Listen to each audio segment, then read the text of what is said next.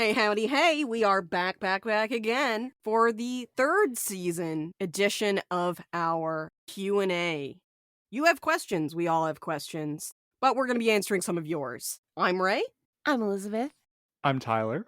And I'm Ethan. All right, everybody go around and say what you do on the show, your pronouns, your big three, and your favorite strand of weed. What's your big three? What does that mean?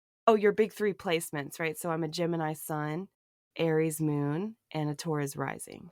I'm a Cancer sun and a sub bottom rising and piss queen. No! We're gonna have to cut that part out. Delete the whole episode. Try it again. Hi, I'm a normal sun and a not cringe rising. No one bought that. Let's warm up here with our first question. How do you feel? Feel free to interpret that however you want. It's kind of an open-ended question. How do you feel? That's a heavy one right off the bat. Gay. Thanks for sharing, Tyler. That's how I feel. That's how I feel. I say it. You're welcome. I mean, I'm feeling pretty bad about the world at large, but today's all right. I want to try that answer again. I also feel gay.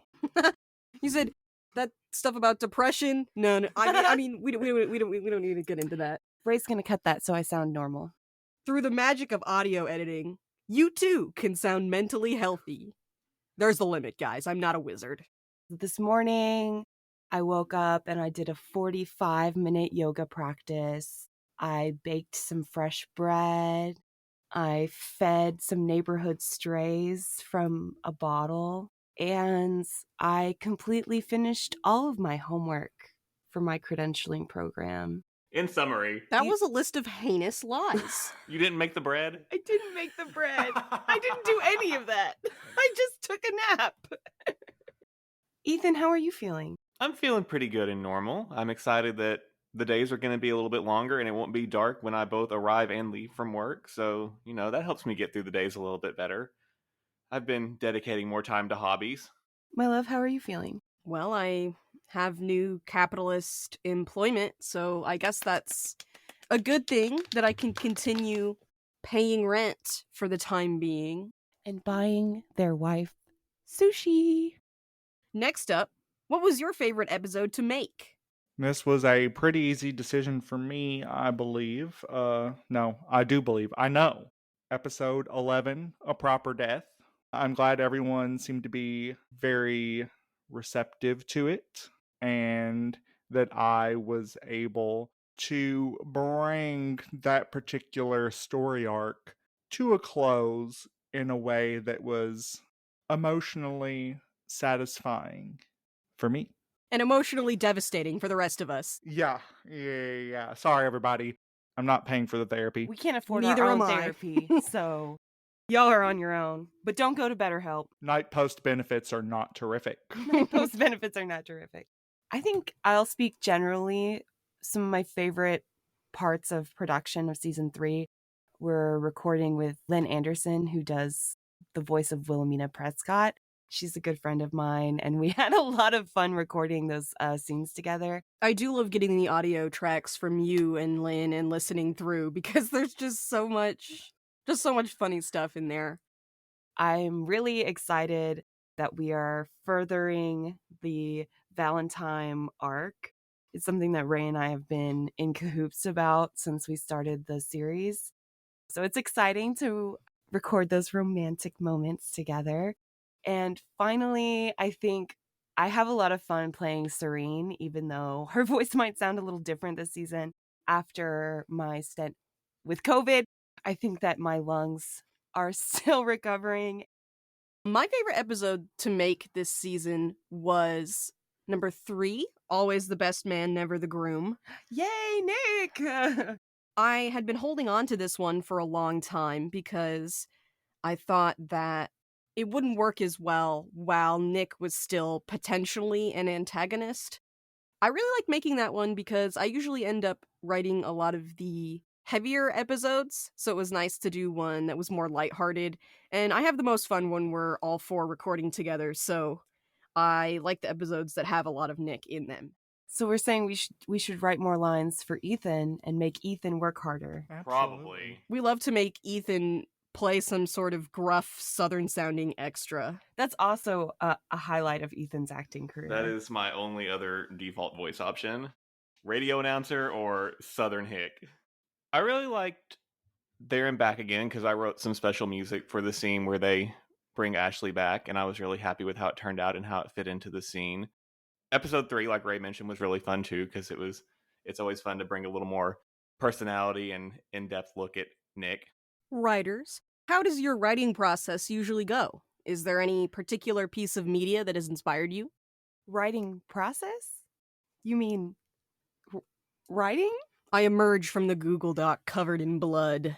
Blood, shit, and tears.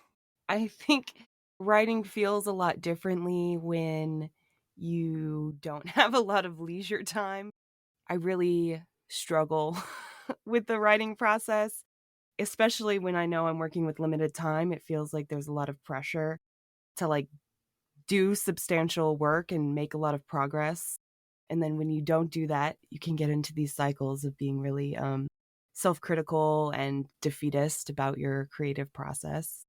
Oh, the writing process. Oh, there's so much to say. It's terrible and I hate it. As a writer, writing is one of my least favorite things to do. That resonates. And if you call yourself a writer and you don't agree with that statement, you're a freak of nature. We're going to get angry letters. No, if you like writing and you enjoy it, that is awesome. And I'm happy for you. And I'm also very jealous of you. Oh, for sure. But it's, now that we're on the 3rd season, we kind of fall into a little bit of a rhythm. We usually try to split it up where everyone's writing like every 3rd episode. It's not always exactly like that, but that has helped. As far as a particular piece of media that has inspired me, Naruto. Nosferatu. Ninja vampires. Nosferatu. Yeah, ninja vampires, absolutely. I really enjoy queer fantasy. That's something that I would love to see more of just in general, but it has been nice working with a mostly, if not all, queer cast that has made this feel a little bit more personal and has made the entire process, not just the writing process, it's made it a pretty enjoyable process overall. And that is my very long-winded explanation. Thanks for sharing. You're welcome. We're all long-winded. It's the writer thing. It's the writer thing. We just want to explain ourselves. T. And we're gay and Southern. Oh, honey. I usually go about writing an episode by making an outline first of everything that's going to happen, and then I very painstakingly write the episode over the course of maybe a week in a process that feels a lot like slowly drawing out my own intestines. A lot of the direct inspirations for me have been video games. I was thinking about why that might be. I don't know if maybe it's because You don't read enough. that's fucking rude. But 2 of the big inspirations for me, Horizon Zero Dawn, I really admire the way that the state of the world presents a mystery in itself, and then as you uncover answers, they lead to deeper questions. And the other one is Pathologic 2. I really enjoy how the sort of this balance between modernity and science versus mysticism and tradition, those things are wrapped up together and they're not necessarily in conflict. And there's not necessarily a distinct dividing line between them, but the way it handles those themes is an inspiration for me. Wow, Leo. That's Leo, our loudest cat. Do you hear him? Sure do. Meow. Yeah, he's attempted to be on several episodes. Our next question. How long has it been since the beginning, the disappearance of Ashley, until the present moment? The first season begins at the very beginning of August, and it continues for about 2 months. At the beginning of season 2, they're all separated at their different stations, and that period lasts approximately 4 months. So by the time that they all come back together, it's around March of the next year. Season 2 continues throughout that spring. Season 3 takes place pretty much over the next summer and a little bit into the fall. At the end of season 3, it's about September of the next year. So from the disappearance of Ashley up until the present point of the end of season 3, it's been about a little over a year, or 13 months. Great question, because we're a lot of the time pretty vague about the passage of time. Time is but an illusion. Speaking of daylight savings time, Oh, They don't have that in the Skelter because they're fucking smarter than us. they just stay on daylight savings time, and leave it, because that's what makes sense. What, like it's hard? What, like it's hard? to make up time that doesn't suck? This next one has 2 questions that are kind of connected, so we're going to address them at the same time. Do other stations have wacky, life-threatening adventures too sometimes? The show has touched on negotiations with creatures of the Skelter, fae-like creatures of mystery. Does anyone else, apart from the Post and our resident Valley Girl cult, interact with them much? Is there a farmer out there who trades some tubers for ghostly interventions against the birds? The short answer is yes. Being a pigeon just naturally comes with the expectation that you're gonna encounter some weird shit. It's definitely not just the pigeons of 103. Yeah, my imaginings is that maybe the Skelter pigeons, like our main trio, experience more otherworldly aspects of the Skelter, and then the pigeons whose roots are grounded in Guilt City probably have to deal with less of the fantastical supernatural aspects and more of the social conflicts that comes with being conscripted into the Post. But I think they are intertwined in a way. And if you live out in the Skelter, you have to get used to stuff like that. The people out there have lived with the supernatural, with the presence of the other, for as long as they know. So, I mean, there are all kinds of rituals related to that. It's an important part of their culture. And I do love the idea of the farmer getting help with his crops. yeah, it's something that we've explored a little bit more in our short writings on Patreon and the items that don't solely focus on the trio. Certainly for those living outside of the city limits, it's definitely much more of a factor in their day-to-day life. It's like if you go out after dark, no telling what you might find. Ooh. Ooh, ooky spooky. Somebody call the mystery gang. Is that what they're called? They drive the mystery machine, but are they the mystery Inc? I thought they were the Scooby Gang. Yeah, the Scooby Gang. There we go. I'm not as up on the Scooby-Doo lore as I could be. Your favorite iteration of Scooby-Doo, go. Was it What's New Scooby-Doo, where they would have the, really weird guest stars? Like Weird Al and the Three Stooges and stuff? That was a wig. Remember when Sonny and Cher were on Scooby-Doo? I do. Remember when Batman was on Scooby-Doo multiple times? Yeah, I do! Now, that one makes sense to me. No, that's fair. Yeah, they crime fighting, mystery solving. It's Elvira was on there. Elvira. Elvira, yeah. The Harlem Globetrotters. Oh my god, I remember that one too. I really like classic Scooby-Doo. I like the stuff that was popular when we were younger. I always think of Zombie Island because that one was terrifying to me as a young person. Yeah, that era was very good. Obviously, Hex Girls, iconic, and That made me gay. Awakening. They put a spell on me. The live action movie is also like Velma Daphne. Confirm? Yeah. The live action movies were definitely a big part of my childhood, the first and second one. A Pup Named Scooby-Doo, Oh, which I think is from the 80s. Like you both mentioned, the late 90s, early 2000s, The Witch's Ghost. Scooby-Doo and the Alien Invaders is one that people don't talk about a lot, but that one has the hot lady and the hot dog ? That both turn out to be aliens. What's it called? Scooby-Doo and the Ghoul School or something? Ghoul School! That one's really good. Oh, yeah. Ghoul School. I do like Ghoul School. What's the one where they have the race? The werewolf. Is it the Werewolf's Curse or something? Something like that, because they have the race, because Shaggy got turned into a werewolf, and that's the only way to keep him. That's the only way to get him back to normal. It just makes sense. Anyway, listeners, now that you know all of our Scooby-Doo opinions, Yeah. What's your favorite? let us know. Which Scooby-Doo version do you think most closely influenced the Night Post? Our next question, is there much tourism into Guilt City? If so, what do folks think of the Skelter? Any specialty Guilt City foods? As far as the last portion of that, in a recent Patreon exclusive mini episode, we learned that there is a very famous traveling hot dog stand that sells eccentric and potentially disgusting items. Tyler said, please, we're going to have to start repaying our student loans. Support our Patreon. Oh, honey, they're not getting that money back. I ain't got it to give. I got an English degree. I got an English degree. A lot of the Skelter foods would be typical Southern items like cornbread, biscuits and gravy, things like that.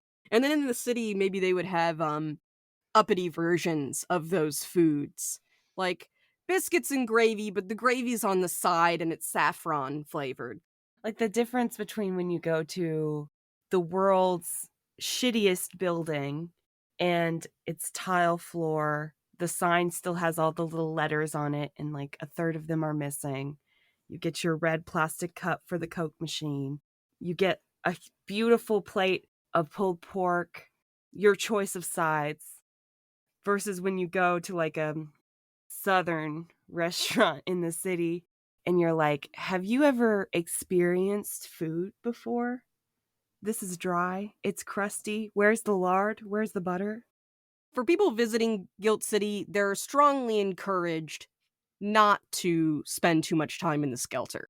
You have to go through the Skelter to reach Guilt City, which would be the reason that it's not a big tourist spot. People aren't flocking to it on spring break. Except I wonder, do you think people go and like spend nights out in the Skelter, like when people go and like stay in haunted asylums overnight? I'm sure there's Skelter tourism from Guilt City for people who are too stupid not to avoid it. I stepped on his foot. Say, I love you, baby. I'm sorry. I love you, baby. I'm sorry. He's about to step on it again while he's bouncing his titties doing a fake apology.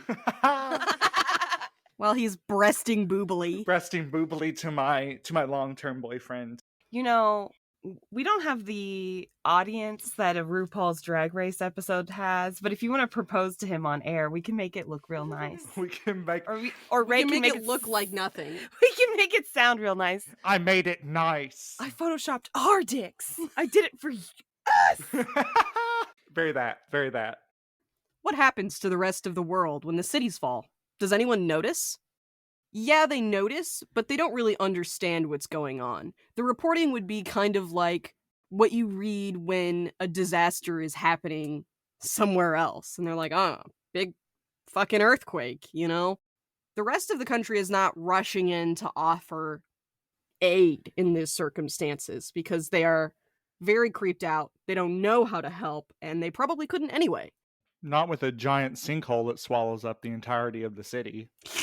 That's what they called me in high school. Gaping sinkhole? Welcome to the stage, gaping sinkhole. In this universe, the larger cities are not necessarily well connected. It's just like huge metropolis surrounded by desert or forest, swamp. So that's why there's pretty minimal outside contact. Right, and while the Skelter is its own unique entity and what's happening there is its own unique occurrence, these forces are not unique to the Skelter. Things like this do happen elsewhere. So the next question, Milo had many emotions with all that happened with Ashley. He went through a lot. He sure did. Is he okay? Will he be fine? And should we expect to hear or meet or have Ashley back again? Episode 11, in my mind, maybe the last time we see Ashley. Now, who knows? Milo, is he okay? He's as okay as Val and Clementine are. Could it be that Milo doesn't show his emotions fully? I mean, Milo is pretty great at showing frustration anger sometimes. Wow. He enjoys some friendly ribbing. Was it the self-insert? Oh my god, was it? Maybe. I wonder who else we know who feels very comfortable expressing a certain set of emotions. Are we writing from experience, but perhaps? not maybe his deeper, more personal emotions. Is Milo in the room with us now? Is Milo in the room with us now? No, because I am about a foot taller than Milo almost. So not entirely self-insert. Hold on.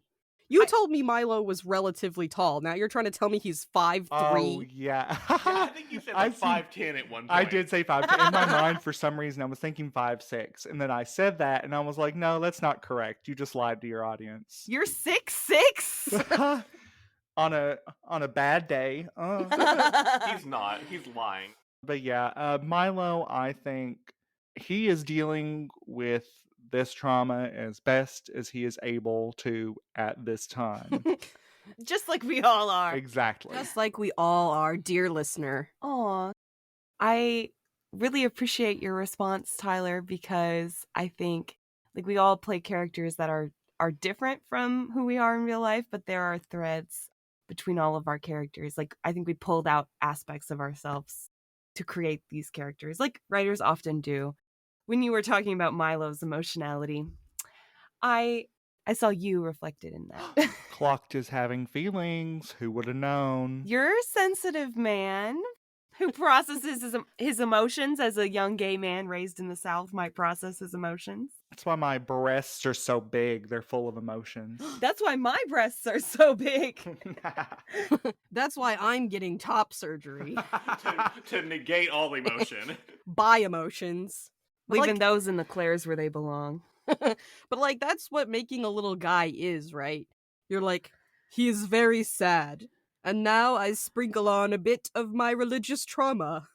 Just a bit, not too much. Ooh! Oh, Oops, all trauma. it's a Chemical X situation. Literally. Clementine is really nothing like me because I imagine her as like a soft butch, and I am a femme. A soft A femme. soft femme. So as you can see, there's no correlation between...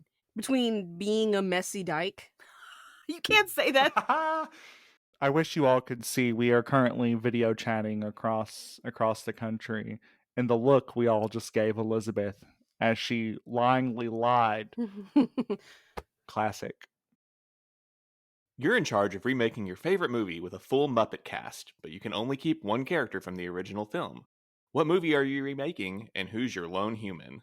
I was thinking about this earlier. I thought it might be funny to do Kill Bill and have the bride be the only human character, or it would be funny to do Volume 2 and just have, when they get to Bill, he's inexplicably the only human character. I think that would be very funny. Tarantino is just really rife for this. The Muppet spewing blood. Absolutely.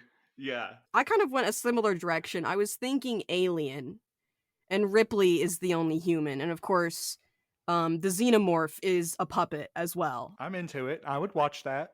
Alien, but the only human is Jonesy. The only human is Jonesy. The movie I would love to see with a full Muppet cast would be Mamma Mia. Yes! Meryl Streep is the only human, and you have to reckon with the whole fact, like, did Meryl Streep fuck these three Muppets? That seems like a Muppet plot, actually. Amanda Seyfried she voices a Muppet. Amanda Seyfried would have to be a Muppet human hybrid then. No, just Muppet. She's a full Muppet, but she has like human fingers. I would like to see, and now he's in the public domain, so we can. Sherlock Holmes. Watson is the only human. That tracks for sure. Wig. Or Great Gatsby, Nick is the only human, which I think is basically just the Great Gatsby. Yeah. But maybe that makes it better in that he should be the Muppet. He should also be a Muppet because of his own warped self-perception. Oh, the twist is that Gatsby was secretly human There you go. the entire time, but he was pretending as a Muppet. They don't figure it out until they see his blood leaking into the pool. In the Night Post production, Nick, of course, would be the only human. Yeah, I think that's the only choice. Nick is the human. He's like, this Muppet fuckery is just too much. Do any of you participate in other podcasts? Do you plan on it? For one, we were all part of a show called Strong Branching Out that Strong Branch Productions makes, where they play one-shot tabletop games with the creators or creative teams of other shows. And we played a game of Glitter Hearts, which is an RPG about being magical girls. Strong Branching Out is really fun, so we recommend checking it out. Especially our episode, which was so fun to record. That was a lot of fun. It was an RPG that none of us had really had experience with, so it was we were figuring it out as we went, and it was very fun. I've done pieces for a couple of collaborative anthologies, 9 to Midnight and Kill FM. I've played voices in a few other shows, including The Dead Letter Office of Somewhere, Ohio, Omega Star 7, and Monstrous Agonies. I personally think that collaboration is one of the really cool parts about the indie audio drama space. People are really excited to make stuff together, and it's a good time. I do think it's fun, and I love writing, so I would definitely be open to collaborating and working on other projects in the future. But I have the voice that I have the skills that I have, so For now. I do not currently participate in any other podcasts. Do I plan on it? Look, listen. You hear this voice? This sultry voice. I am nasally, despite having had a deviated septum surgery. I'm really country, really gay. There's not too many podcasts hungering for that sort of voice. For a number of different reasons, which we can reflect on, people tend to be judgmental and critical of people with Southern accents. And I've heard different perspectives. Some people think that we don't sound that Southern. Some people think probably that we're too Southern to listen to. But it's definitely not the preferred accent for audio dramas. We don't sound like Johnny Sims. That was a terrible impression. I apologize. But Ethan has the voice of several podcasters. I'm also incredibly vain and don't hate hearing my voice, so I wanna see the Nicholas Best spin-off series where it's him just like reading little vignettes or that would be cute. Sorting papers or something. This is one of my favorite recipes. He's just like reading this recipe off. I feel like Nick would probably have his own podcast or maybe a YouTube channel. He's got a channel about reptiles that Aww. he makes with his turtle. It's called the Herp Zone. Aww. The herp zone, not to be confused with the herpes zone. It's different. It's different. Nick doesn't have to worry about the herpes zone. Nick goes around to schools in the Skelter and Guilt City, and is like one of those people that came when you were in elementary school and shows you all the reptiles. That's so cute. Blessed. Are we going to meet any new characters in the new season? Perhaps. I would say it's very likely. At the very least, we will have some voices for characters who have not appeared in voice yet. Our goal is to get all of the scripts finalized in a timely fashion. Oh God, don't quote me on this. And I remember saying something super similar to this in the last Q&A. We have the quotes from season 2. Oh God, remember when we said we were going to get our acts together? If we have finalized scripts, we'll be able to do a casting call for some of these roles, and that is our goal. I also am invested in bringing Will back for some moments. Because y'all don't know this about me. You don't know this about me. No, they do know this about me. I love lesbian drama. On the surface, The Night Post is a supernatural, Southern Gothic inspired story. Underneath the surface, it is a gay drama about interpersonal relationships. Oh, how much more of The Night Post do we have? Well, right now, you've got what we got, babies. We're still early in the brainstorming process for season 4, but at this time, we're looking at wrapping the main story in season 4. That's not a guarantee, so don't come for us if that's not the case. And there may be more content after that that's not necessarily part of the main story. We'll see. No, that's fair. I mean, we have been actively. I think we started In brainstorming 2020. in August of 2020, Indeed. fresh into the global pandemic that people like to pretend is over and that we now just have to live with. So we've already been at it for 2.5 years. Yep. And that's wild. That's wild. I mean, we haven't produced 100, 200, 300 episodes, but we're pretty proud of what we have so far. And we hope that the next season, whether it's the final one or not, continues to provide some enjoyment for our listeners. Yeah, and of course, after the show wraps, we're not going to stop writing and stop making things, so... Speak for yourself. I plan to ascend from this mortal plane after this. I plan to become a sugar baby, so if you are interested Oh, in bye, Ethan. See y'all. in a 6'3", slightly overweight, nasally gay man stuck in Missouri, hit me up. I'm hitting you up. Hitting me up. Where you got money? No, I don't. No, I do not. I have a question. If you could change or add anything into one of our previous 3 seasons, what would you change or add? Just better audio quality for the early episodes. We didn't know the best way to record. We were teaching ourselves in real time. But it would also be a huge undertaking to actually remix those episodes. Maybe the audio quality early on is a turnoff to some listeners, and I get it. Like it's not our best foot forward right there. But we appreciate those of you who stuck with us as we learned how to actually do what we were already doing. I would say the one thing I would 100% do differently is not take my first episode I was writing for a project and make it voiced completely by me as well, even though I had never voiced anything before, and then having to edit that entire project and basically having had to re-record it because the audio was hot garbage. That almost ended the night post right there. I was on the railing of that ship. I was ready to jump. But that would probably be the one thing I would change. Ease myself into it a little bit, sit on it real slow.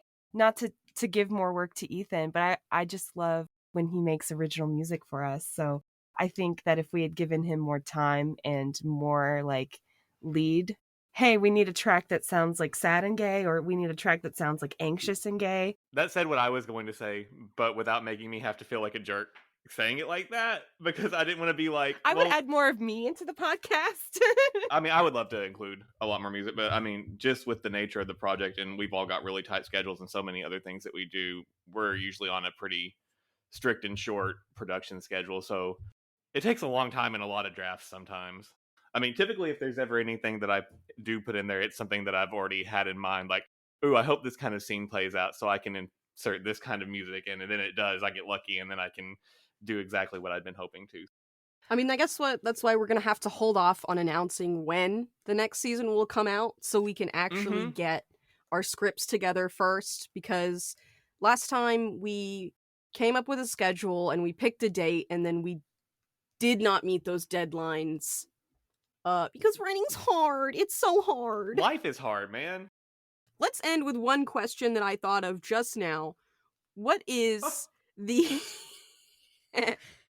What absurd thing do you want to happen in season 4 that absolutely is not going to happen? Oh, bet. Is what I would love to happen for season 4 is if it just magically wrote itself. That would that would really... I'm not talking none of this AI bullshit. Fuck that. But just like, like actual magic. Boop, boop, boop, boop, boop, done.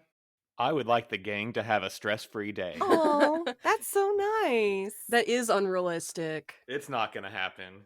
Unfortunately, people are already so resistant to audio drama kisses that I believe that having a 45-minute long lesbian sex scene in our audio drama is probably not what the listeners are looking forward to in season 4. But it's not what I'm looking forward to either. Are you including my character? I'm on board. I'll do Val sexy sounds. All right, bet. My dream episode is a play-by-play of one of the governor's parties at their mansion. Ooh, that could be fun. Why couldn't we have an episode at the governor's mansion? I mean, I guess we could. Stay tuned. My favorite trope is like a group like infiltrating informal wear and then like having to get into it. That's like my favorite media trope. We love a masquerade or like a ball episode. Yes, absolutely. Okay, I'm opening the brainstorming doc. Doot, doot, doot, doot, doot. Any closing remarks? Be gay, do crime. Well said. Roger, Roger. Thank you guys for listening to this project, which is just really a labor of love for us. I can only speak for myself, but it's really meaningful for me to go through the process of creating in the darkest timeline that I've experienced in my living consciousness. I think part of our humanity is intrinsically entwined with our ability to create. I love the people that I get to work with. I'm pleased that we get to share a little bit of ourselves with you through this story. Oh, I got so much emotion coming out of my titties. Aw. Wow. You have titties? For now. I guess after that I have to redo my answer. Damn. No, you get to keep yours. I just wanted to say something sappy. Okay. Ditto. Thank you for joining us for today's Q&A.